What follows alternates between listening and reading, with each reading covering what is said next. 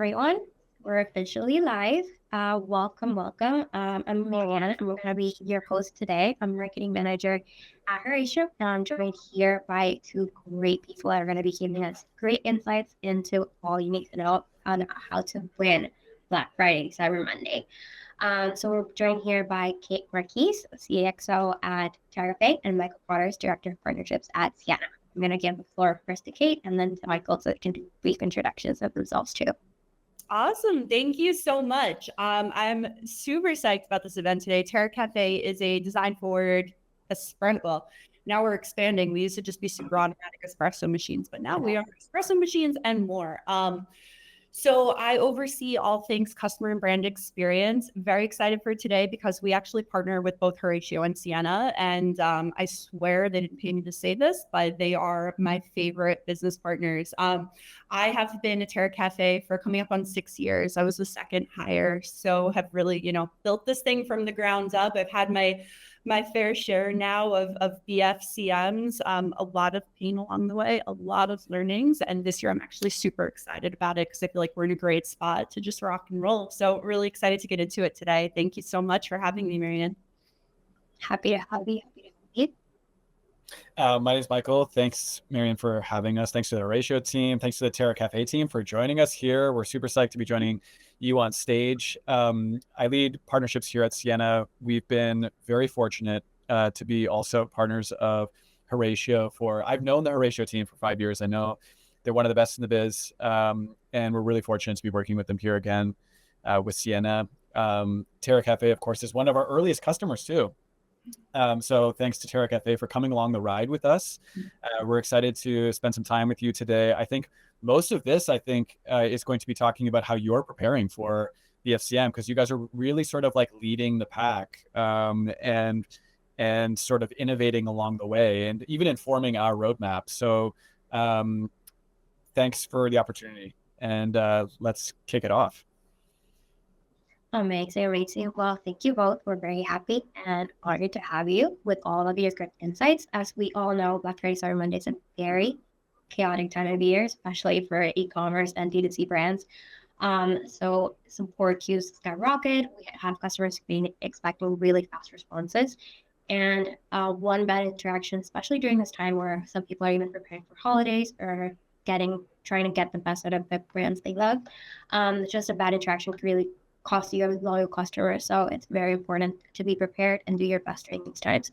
So let's start by setting the stage. Why does BFCM break even the best of teams? And what are the most common pitfalls in your opinion, guys? I'd love to hear Kate first on this. Yeah, absolutely. So Terra Cafe is largely D2C. We do have some retail partners. We sell on Amazon, but to this day, the bulk of our business is directly via our website. Can't give an exact number, but suffice to say, a large majority of our annual revenue happens between November 15th and December 15th. And, I think that's true of a lot of e-commerce brands. Obviously, there's a ton of shopping happening for most brands across the world during this time period. And I think one of the most common pitfalls that I see is that brands are super well positioned to take on prospective customers, ask, and answer questions about product. But I often see like the detrimental side of that is that the existing customer base kind of gets left behind and is left like, oh, okay, we'll get to them after we make all these amazing sales. Which I understand, and we've absolutely succumbed to that same thing at points. But I think, in my time at Terra Cafe, our product is quite expensive. We rely a lot on word of mouth. Public reputation is everything, whether it's reviews or social comments or Reddit, whatever it is.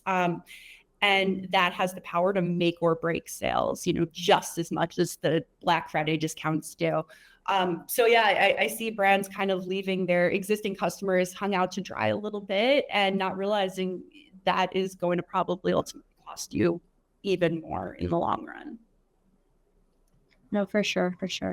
And for us, what we see, the reason why BFCM breaks most CX teams, what's interesting, and this may seem counterintuitive, but the real killer isn't always the volume spikes. It's the context switching if the tooling isn't right. So what we see on our side is that, and we have access to all kinds of data across different verticals, across different industries, across different brands. We see across the board ticket volume spike about 3 to 5x during the BFCM peak. And if the agents, for example, either it's an in-house team or one outsourced through a provider like Horatio, if they're toggling between platforms and they're losing that conversation history between the brand and the customer and answering the same question 47 different times on, 5 or 6 different channels and nothing's integrated, that's the first problem. It's the context switching. And then the brands that really struggle are the ones that are not using intelligence that's supplemented by AI so that every member of that team has like a superpower.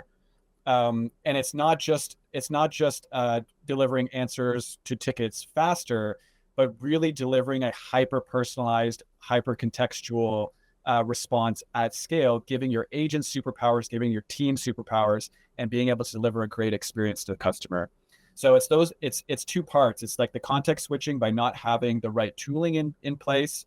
And then those brands that are not looking for opportunities to improve the performance of both their agents across the board are also, losing during BFCM.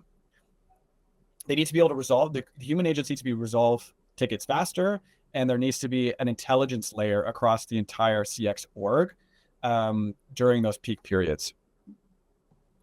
Yeah, that makes a lot of sense. When you combine both of those, I think it's when you see the best results. So yeah, and what we're seeing too at Sienna is that customers using Sienna, and maybe the Terra Cafe team has seen this as well.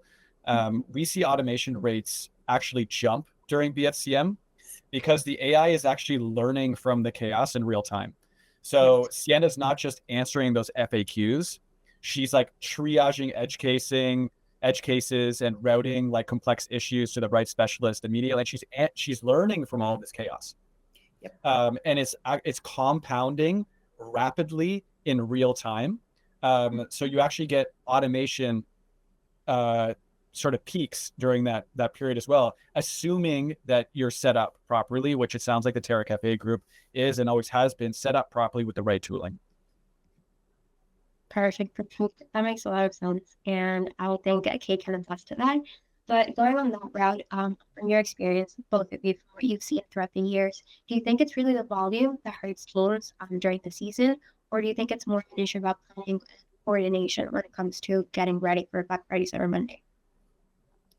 Yeah, God, that's a great question. I mean, yeah, the volume is always tricky, right? I think there's really no way to get around that. But to Michael's point, we do indeed see automations jump. And I think that's actually related to something that is what can trip a lot of teams up, is that for years, we just expected everybody to handle everything. There was no kinds of segmentation or, levels or areas of expertise. It was just like, tickets are coming in on a first come, first serve basis, and we're just tackling whatever it is, which to Michael's point lends itself to a lot of context switching, which is, inherently going to slow anybody down. Yeah, exactly.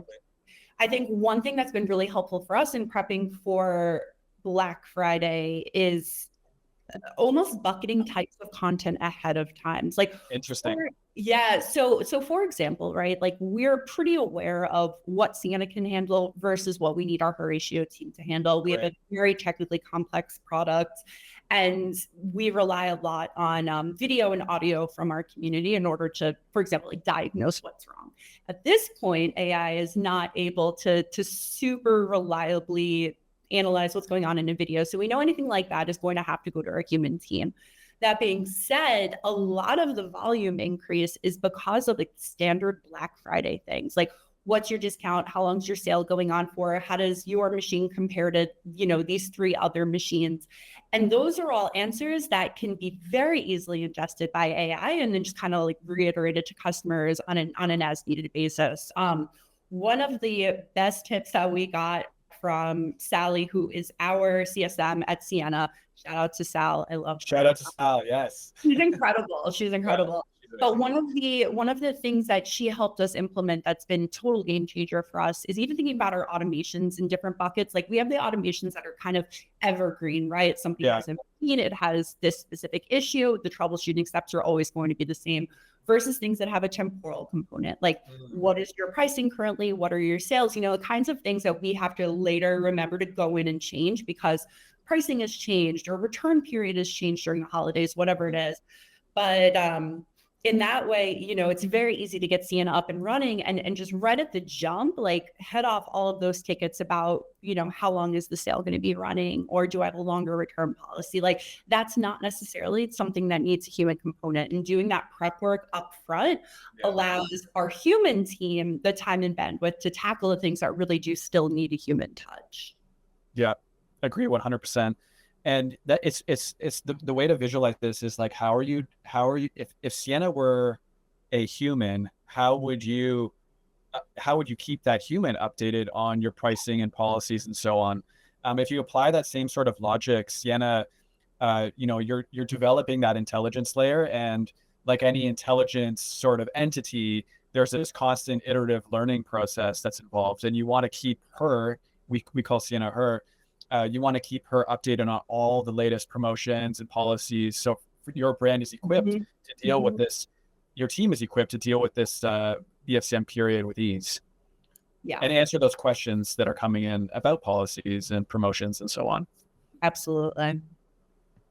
Yeah, absolutely, completely. That paints a very clear picture of the type of issues we see and sort of the different routes we can take, whether it's volume or something else that's bringing up the issues. But now I would love for us to dive a little deeper into solutions. We touched on some, with automation being a great leverage and really seeing how it spikes. So how can you really support your teams overnight without losing your brand voice when you're trying to prepare for these type of spikes when you know they're coming? Love to hear from both of you on those. Yeah, one thing that we work on every year with Horatio, starting in actually the late summer, is basically a volume prediction for Q4. Since for us and most brands, it's the busiest time of year. So we want to get kind of a sense of what it's going to look like. We anticipate this is going to be a particularly crazy year for us. We also have a new product that starts shipping next week. We've got a bunch of new launches, you know, things that a lot of brands with multiple SKUs are familiar with, I'm sure. But doing the work in the, you know, quote unquote slower period to try to gauge what that time period is going to be like. And, you know, in order to figure that out, we're not just looking at like historic ticket volume. We're also looking, what does marketing spend look like? What are our sales targets for the year? What other factors are going to play a role for us this year? It was the fact that we're launching a new hero product, et cetera. And then from there, making sure the team is adequately trained. We even changed the structure of our team going into this period because we anticipate it's going to be our craziest time ever, right? I mean, we say that every year and it's true every year. So we ramped up, for example, from 1 team lead to 2 team leads. And then I think the final thing is also understanding, what does ramp up period look like for your specific brand when it comes to a, you know, a new human joining the ranks, right? Like I think some brands can definitely bring in, you know, seasonal or temporary workers, whereas other brands like ours do have a lengthier ramp up period because of the technical nature of both the product and our processes. So for us, ramp up for Q4 starts in latest September. Amazing. And for us, I mean, I think it's a really simple formula, and it's about smarter scaling. And again, going back to my earlier point, equipping the outsourced team with the tools they need to be successful. So, and it's so simple. So outsourcing works when the human agents have the right tools to do their job the best way that they can. And we've seen this time and time again, if you're handing your BPO team, your outsourced team, a legacy help desk with no memory, really rudimentary workflow automation, no intelligence, like persistent intelligence across your brain experience, you're actually just scaling mediocrity. That you have to equip the team with, if you want to level up your team, you need to level up your tech. And the best performing outsourced teams in e-commerce today are using the best technology to get the best results for the brand. And if you're thinking about like, okay, how can we possibly onboard our team onto this technology? Well, you have to choose the technology that has the training and programming in order to help those teams to kind of to understand the technology, how to use it, how they have to become fluent in it, really understand how it performs, how to optimize it. That's where partnerships like Horatio like really make a difference. That's when our team works with the Horatio team to make sure that their team understands how to use this technology and really level up. So they're not scaling mediocrity, they're scaling successfully, and they're using a tool that really takes their human agents to the next level as well, and delivers at the end of the day a great customer experience, which at the end of the day for you, Kate, is really what matters. Yeah, absolutely. And just one thing to build on that, I think sometimes, especially if you're ramping up a new team member or a new BPO or whatever the case is, it can feel really daunting to get everybody trained on your 100%. But I think there are small steps you can take to get them gradually more and more familiar with it. One thing that's been a game changer for us, we use Slack like everybody, and we have Sienna connected to our Slack. So we have a Slack called Ask Sienna. And in there, anybody in our org, including, our entire CX team, can go in there and ask Sienna, what materials is the machine made out of? What would I say to XYZ? And, they can literally copy and paste that response. So, Sienna's learning what types of questions people are asking. Our team is learning how to best respond to them with perhaps more detail than our macros show. Additionally, we use customer with a K. I feel like I always have to say that. And Sienna, goes right into our customer instance, which is, of course, where our team is spending the majority of their day. And Sienna can help, for example, summarize a really long thread for a product like ours that it's, like I mentioned, a very aspirational luxury product. Customers expect that we know their entire history with us. But during Black Friday, you don't have time to read, 50 historical. Of course. So Sienna will summarize that for, our agents. So they do know, oh my gosh, this person had a baby 6 months ago. Let me ask how he's doing, whatever the case is. So getting the team more and more familiar with AI tools as just part of their natural workflow. It doesn't necessarily everything be like everyone's going to go be a Sienna administrator, but they should at least know that there are resources available to them and how to really quickly use them without even having to switch from system to system. They're in Slack, they're in customer. Great. So Sienna. Yeah, leveling up the team. I think that's we keep on hitting on that, but it is leveling up the team. I love that example of the Slack channel, and it's something that we see a lot of our customers using. Mm-hmm. So, and it's Ask Sienna. This is how this is agent assist, but it's also team assist. Your agents inside the help desk, yes, of course, they have access to Sienna agent assist. You can create internal notes using Sienna inside of the help desk, which of course are useful, very useful for teams inside of the help desk. But to your point, the Slack integration is also really useful for teams that are maybe managing, management teams, or other parts of the org. They may want to use that Slack assist as well. Ask Sienna becomes an integral part of workflows for other adjacent teams as well. Yep.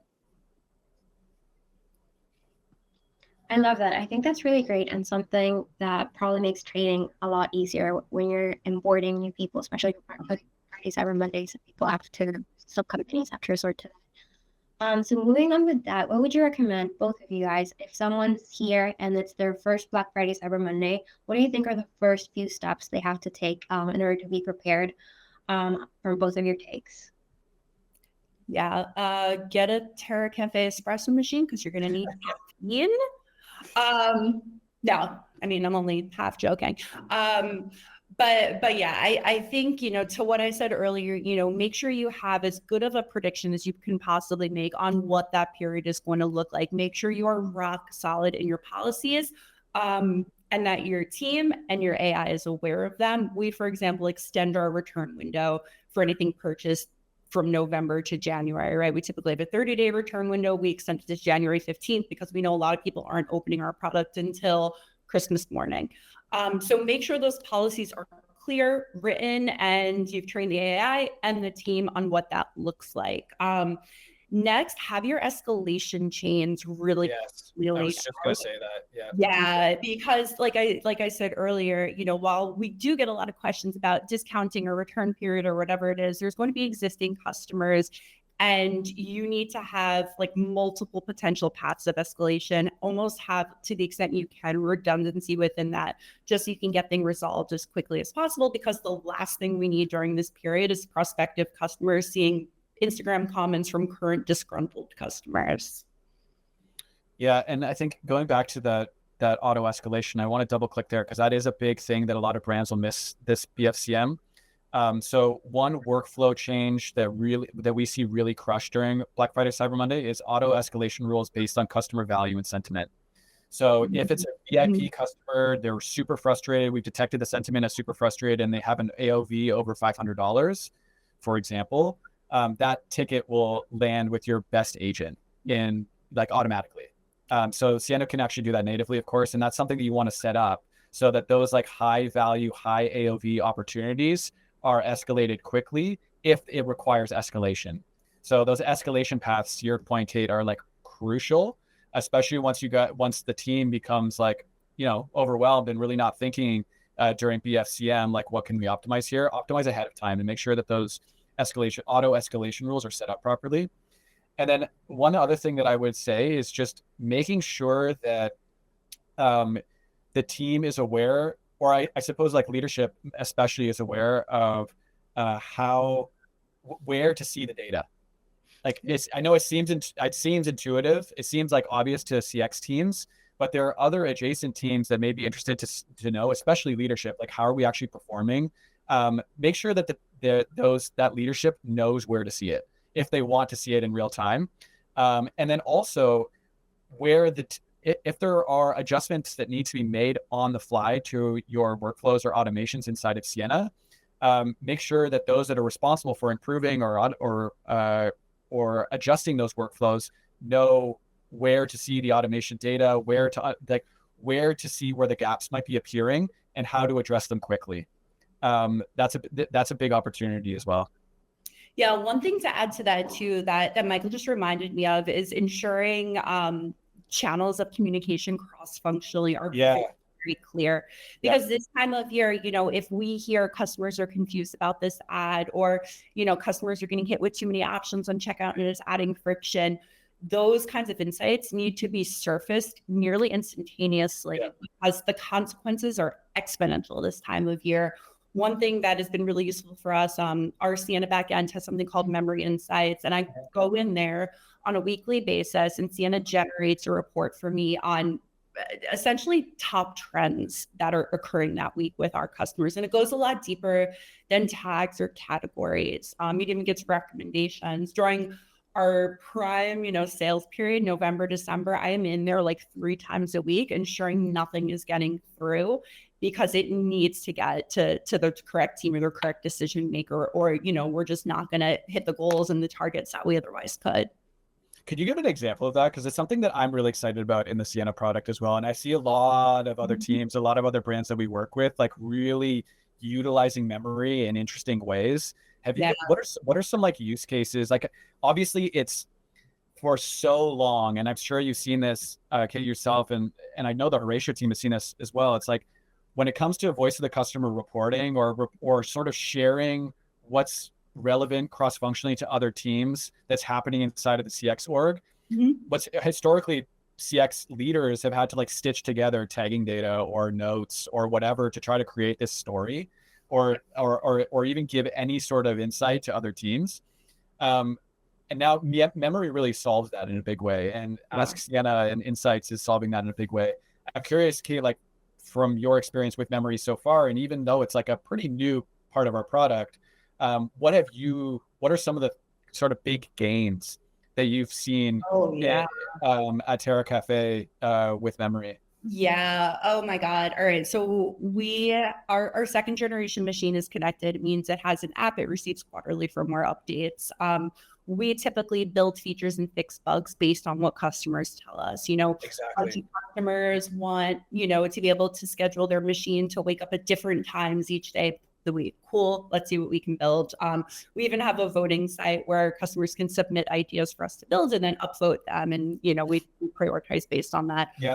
But one thing that came up over the summer, it was actually pretty shortly after we started using Memory Insights, we kept seeing this one error code come up over and over again. And, my Horatio team lead was like, it seems like this is increasing. I don't know what's going on. We should probably keep an eye out on it. Yeah.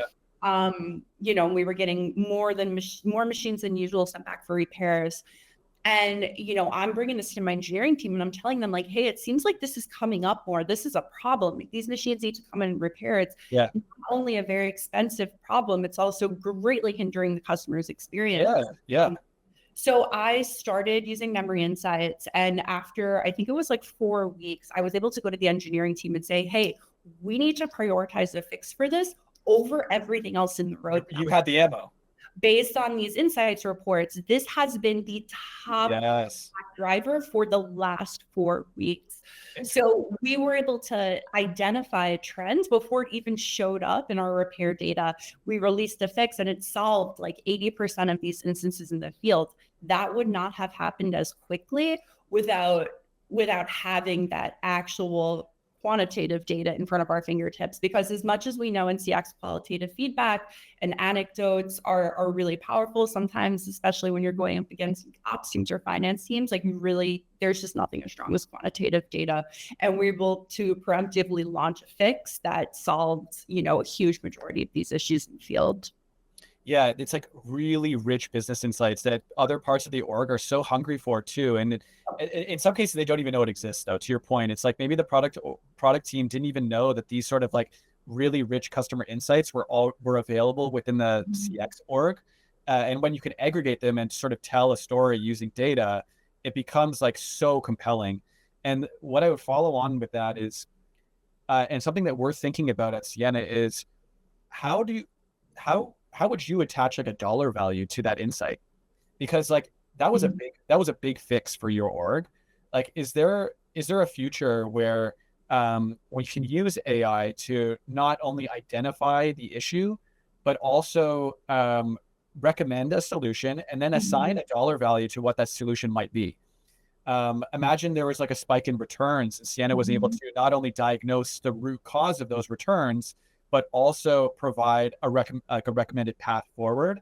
And the dollar value if that recommended path forward were to be taken and that issue were to be resolved. I'm sure your team is probably thinking to themselves after you guys resolved that issue with that machine, like, wow, if we didn't solve that issue, what would that actually represent in terms of lost revenue or returned machines? Right. And the numbers get so much bigger than we can even necessarily quantify. Yes. You can look at repair trends and say, had this continued without a fix, we would have likely paid, X dollars in shipping, repair, and costs. Exactly.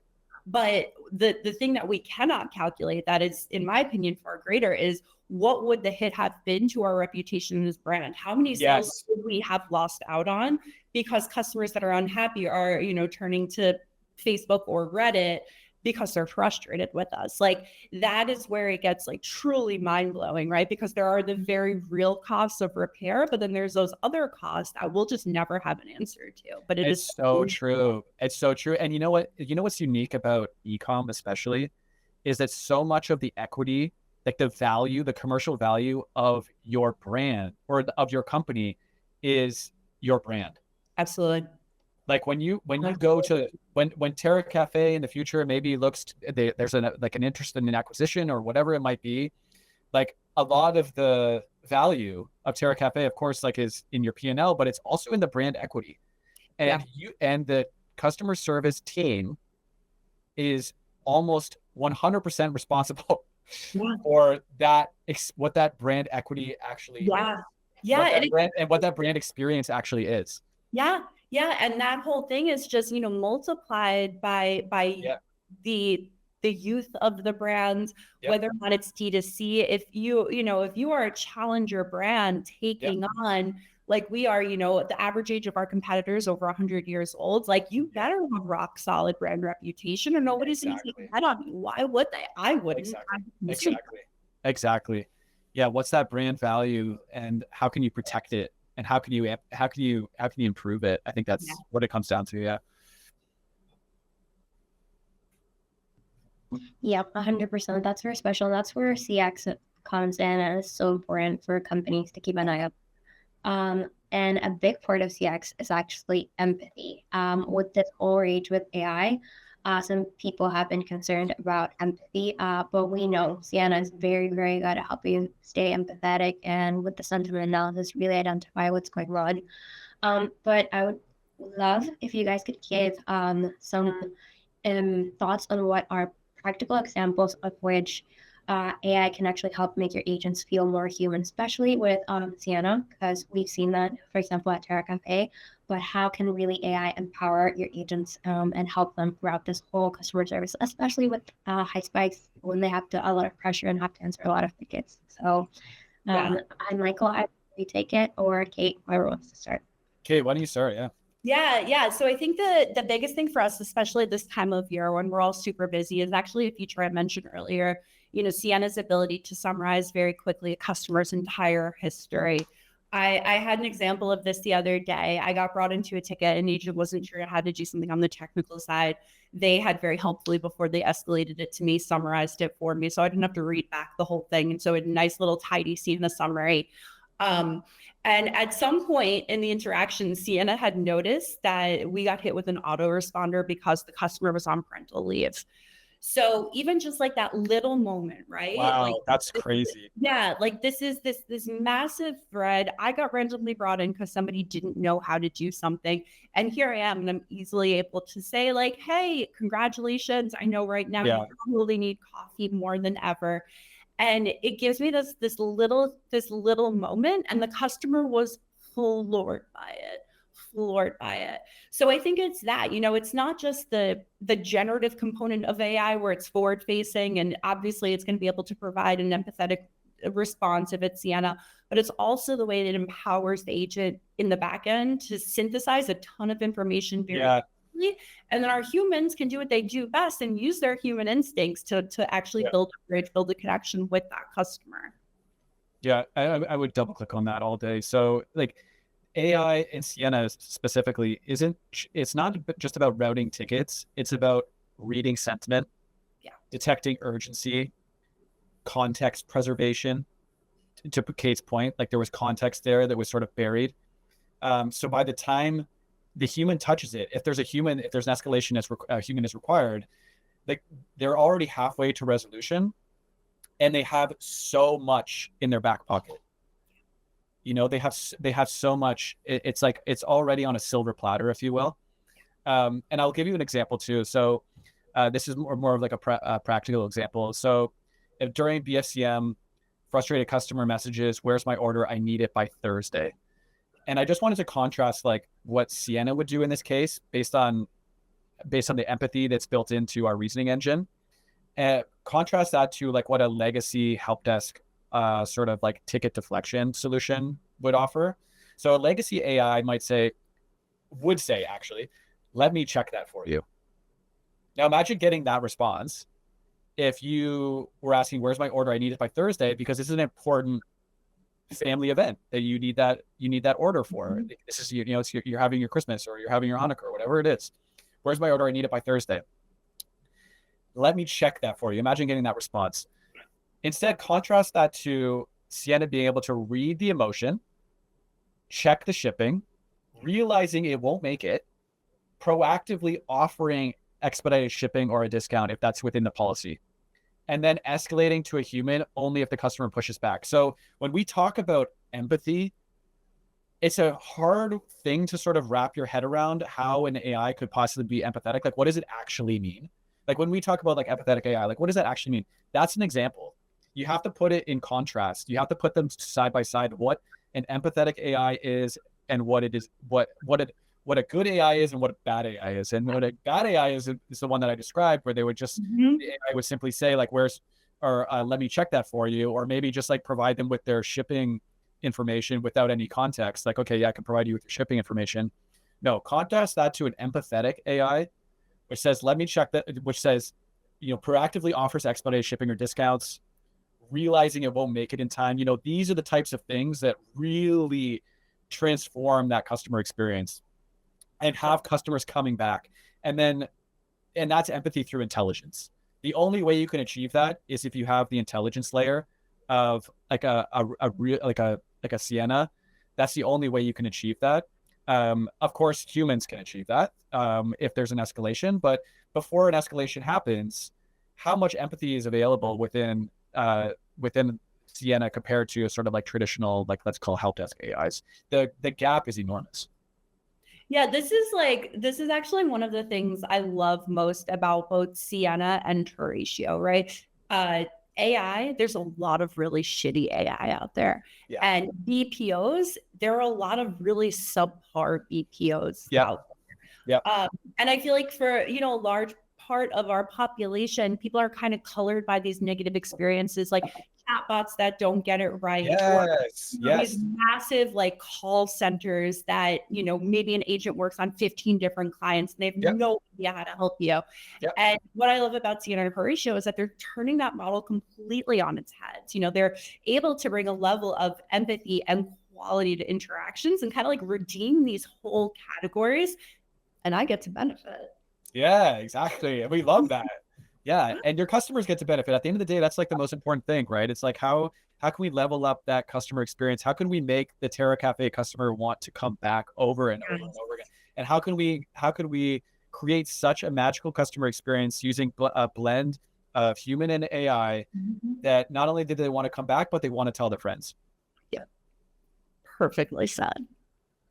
Yeah, that 100% makes all the difference. As an user, I've experienced that one-to-many, the chatbot that will give me what I want and ends up not being able to make the order when I'm just trying to give a brand my money and they won't give me a reply. It's really horrible. So AIs like Sienna really make all the difference, as do agents like Horatio when they are escalated accurately. Exactly. I love that. So I'd love to transition a little into what happens exactly when the channels you're managing during Black Friday on Monday, whether it be chat, email, socials, phone, when everything's going off all at once. How do you maintain visibility across all of these channels on what's going on, what needs more of your attention, what you need to focus on, really what do you do when everything's just blowing up all at once? If any tips you could give to our audience? Yeah, definitely. First and foremost, clear lines of communication. Shout out to my team leader, Horatio Gabriel. I would trust him with my life, right? And that is critical during this period because I am one person. All of the visibility in the world, even if I didn't act to sleep at all, I still will not be able to have eyes on everything. So that's the first thing, relationships that you can trust. I trust that Gabriel is overseeing the team and will escalate things to me that need to be escalated, bring insights to me that, need to be seen or shared or whatever the case is. Very similarly with the tools we use. Several years ago, I migrated from Zendesk to Customer in November. Strongly do not recommend. I love Customer, very happy with our move, but to the extent that you can really build similar relationships of trust with your tech stack, just to operate correctly, right? Because the Monday before Thanksgiving is not the time to say, oh shit, I don't think our automations are set up correctly, right? So putting everything into a place ahead of time, setting up clear lines of communication and just being ready, getting caffeinated, knowing it's going to be a crazy time. But when you feel well prepared with both your team and your tools, you can flip that like nervousness and worry just into excitement. We're building something here. It's a privilege to be a part of it. Yeah. Well, the only thing I would add, because that was brilliantly said, the only thing that I would add just on top is making sure that you have good reporting. Yeah. So like whether that reporting is inside the help desk or whether it's inside of Sienna, wherever, the data matters at the end of the day, and you need to have like real-time visibility into how your team is performing, your human agents are performing, how your automations are performing, and you need to have like a workflow for addressing any challenges that might come up along the way during that period. It's one thing to have the data, but it's an entirely different thing to be able to know what to do with it when things may go sideways. So just having sort of like that sorted out ahead of time with your team is critical. Yeah. Yeah. I mean, and to that point, like, this is not the time to let the sharing of insights drop. Like I said earlier, everything that happens during this period is of paramount importance. There are more eyes on your brand this time of year than any other time of year, right? It's so true. Yeah. So everything has this, burden of consequence, but it's also really fulfilling, to realize like, oh my God, our community is providing us with these golden insights. Let me feel it. I can make a difference in real time. It's so cool. How are you? I'm curious, Kate, like, how are you guys thinking, like, when you retro your experience with BFCM, like, how are you thinking about communicating your team's experience to other stakeholders in the business, and now that you guys are so embedded with Sienna, where are you going to be looking aside from memory? Like, what types of data are you looking to present to that team? What's the story you want to tell? How are you going to be like structuring that? How are you thinking about it sort of more broadly? That retro sort of like what went well, what went wrong, and have you done this historically? I'm just sort of like big picture, like, so other brands know what some of the best are doing in terms of like retroing their own experience during BFCM. Yeah, I mean, I think for the first couple of years I was at Terra Cafe, our reporting for this time of year was very dry. It was numbers based. It's like, here are the top macros used. These are the tags that were most common. Here are the number of customers that spoke to us before transacting versus, not. And it was very, very dry. I think something that's been huge with just the, kind of, and not really advent, but the proliferation of generative AI is that we can get much more rich insights. Rigorous. You can really dig in. Yeah. So it's no longer just like, oh, these are the macros that are used. It's also like, here's, in-depth analysis of all of our CSAT comments from November and December. Amazing. Or even like exporting a sample of tickets and having ChatGPT analyze them for us, taking all the memory reports and running, not just this week, but let's also look last 30 days. Let's look at last 90 days. Here's how that coincided with volume. One of my favorite things is when we run these massive, like, full install base surveys. And it used to be kind of boring. We had to ask a lot of like select one kinds of answers because there was just no hope of analyzing your reporting otherwise. Like, we're a small team. We don't have data analysts. Hello, me, I'm the data analyst. And now with generative AI, we could just ask people things completely open-ended. What do you like about us? What you don't you like about us? I love that. Next. And actually have AI scrape through that and not only summarize it, but I also tell it, like, what are the top 3 things that I absolutely have to pass to the marketing team, pass to the product team, whatever it is. And what used to take me like a couple of weeks to put together is now, I don't know, 3 hours.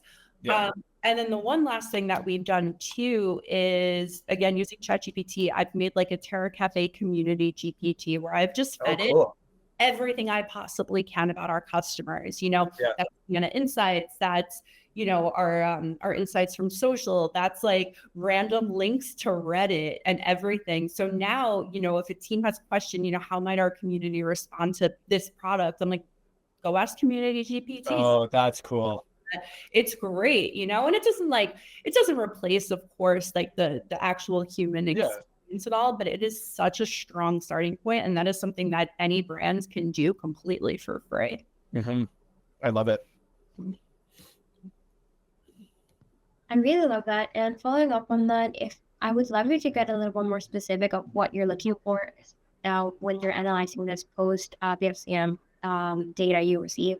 Are there any specific metrics you're looking for, or any sort of behavior that you try to find in what you're looking for, or what you for? Yeah, I mean, I think it's a combination, right? Like, on the Sienna side, we're hopefully looking for our automation rate to go up as it has in years past during this period, especially because a lot of the inquiries this time of year are a bit simpler and I think easier for AI to tackle end to end. On the human side of it, it's the typical things, it's like, what does CSAT look like? What is average handle time looking like? Can we keep first response time ideally within this day? Because I'll tell you, a few years ago, this was prior to partnering with both Sienna and Horatio, we had the most insane backlog of tickets. We literally were not responding to customers for 6 or 7 days because we just got so slammed. So, we set goals and pretty often hit them, and, not all the time. But the nice part is, like, now with the technology we have, if we're not hitting goals, we can very quickly understand why, which will help us prepare for this time next year, because we know it's going to be crazy again. Yeah, 100%. I love that. And now I would love to hear from you from Sienna's side. Normally, do you see any trends in customers and clients or anything on once you're in the post BFCM craze? Have you seen any with all your clients with Chair Cafe? Also, Kate, if you have anything, any specific behaviors that you look for that you kind of want? What are the end results that you're really looking for from the customer side? Like, what are you obviously to retain them, but how do you know if they're gonna stay? What specifically would be like a win for you this season? Basically, the question. Yeah, for sure. I mean, on the Sienna side, we want to make sure our team we will move mountains for our customers to make sure that they're prepared for BFCM. And the way that we measure success is if they're successful. So at the end of BFCM, we'll be doing a retro ourselves to understand, like, how did Sienna perform across our customer base? Did we see a meaningful and even improved CSATs? What was our global automation rate across our client base? Like, there are a lot of ways that we measure success, but at the end of the day, a lot of the way that we measure success is, like, in some ways qualitative and anecdotal. It's like, did Terra Cafe feel supported by our team? Did the Horatio team have everything that they need to be successful inside of the product as well? Were they equipped with the training?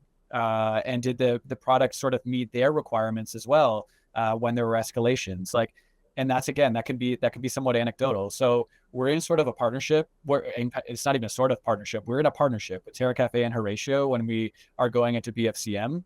And we'll be retro, like, the way that we measure success is your success at the end of the day. That's what's most important for us. And the way that you guys measure success, of course, is whether your customers are happy. So we want to make sure the net is that your customers are happy and coming back and telling their friends because they had a great customer experience as a result of having experience with Sienna and Horatio combined. There's just one thing to add on that. We're obviously, there's a lot of returns that will be happening in January and February, post BFCM, post holidays. So one of the things, and this is something that Terra Cafe and our other customers, are very diligent to have set up, is what does that returns workflow look like? Are you using other third-party apps like Loop Returns, for example, to sort of manage that returns workflow using AI? Returns are going to be a significant and meaningful volume of customer support activity post BFCM. So you want to make sure, like, even during BFCM, that you're thinking even before that, like, how are we going to be managing returns volume, and are we using AI there as well to help support our team? Yeah. And then just to even expand on that, like, we find that volume peaks for us in January because, like I said, technically complex machine, everybody's unwrapping it at the end of December. So that means they're going to have questions on how to best use it or what they should tweak in January. So in addition to returns, it's just knowing how people interact with your product, the questions to have, ensuring, your product onboarding flows are on point, your knowledge desk help articles are ready to go. It's not just about acquiring the customer. It's also like, what does their entry into your ecosystem look like? Do they have the tools that they need to be supported throughout, hopefully, a lifetime of being a customer and part of your community? Yeah, it's so true. It's like, it's almost my default in my response was like but I much prefer your default, which is like, let's not even think about returns. Let's think about retaining the customer and making sure that we nail that post-purchase experience so that they wouldn't even consider returning the product. I love that. And it's so true. You want to make sure that post-purchase experience and sort of that ramp into your community, that ramp into your ecosystem is flawless. And that again goes back to making sure that all of your systems and workflows and automations and tooling is set up so that that customer indeed has that experience. Yep. Yep. And ensuring, your human team and your AI knows how to talk to customers that are really happy, right? Like, let's take the happy and let's leverage it, right? Like, 100%. we really like your product. Hey, you're super psyched. Hey, by the way, we'd love, to send you a bag of coffee in exchange for UGC. Also, like, follow us on YouTube, whatever it is. Like, let's take those initial moments of novelty and excitement and use it as a launch pad into being brand advocates. I love that. And it's another place where the empathy is crucial, Another place where it's crucial. And it's so funny because that window probably shrinks quite quickly too. Like after that moment of delight, that moment of excitement, and you really want to make sure that you capture it quickly. And I think this is again an example of where AI like can help support teams. Like you really want to, because AI like it's fast. Let's be honest. Like it's fast, and you want to capture those moments of excitement and delight and transform them into moments of retention. Absolutely. 100%. I think that's where brands really stand out and make a difference when you focus on that retaining and nurturing that relationship, especially when you hit on those little moments where they're most excited or pleased with your product. Really. And I think anyone that really tries to embody that and take it into their business will do great jobs. That's actually the last question that I had. I don't know if anyone would like from the audience to drop any questions. If you have any questions, you could also select LinkedIn. You could connect with any of these people on LinkedIn. They're really good and experts on their topic, as you demonstrated today. So you can hit up Kate Marquise or Michael Waters. It'd also be great if you could connect with them, follow them, both their companies that represent Sienna. You could also follow Terra Cafe for some great coffee to get more insights into the industry and stay on top of everything that's going on. Let me check. I don't think we did get any questions. No, I don't see any. Okay, so I think we're good. We can wrap it up. And if you do, feel free to hit them up or me. We're all here to support you and give you the best answers that you can. So we're all ready for Black Friday Cyber Monday. Kate, Michael, do you have any closing remarks for our audience? Let's get it. Big thanks, and let's get it. Yeah, PFCM, let's get after it. Yeah, let's nail it. We're going to do it. Yeah, good luck to everyone in the audience this PFCM. We hope that this was helpful to you. My name is Michael again, and if you'd like to see a demo of Sienna, if we can help you in any way, the same way that we help Terra Cafe, just shoot me an email. It's michael@sienna.cx. All right, I will put in a plug too. If anybody's interested in one of our machines, hit me up on LinkedIn. Email is kate@terracafe.com, and I'll hook you up with a sweet discount. Great machines. I've seen it myself. Love it.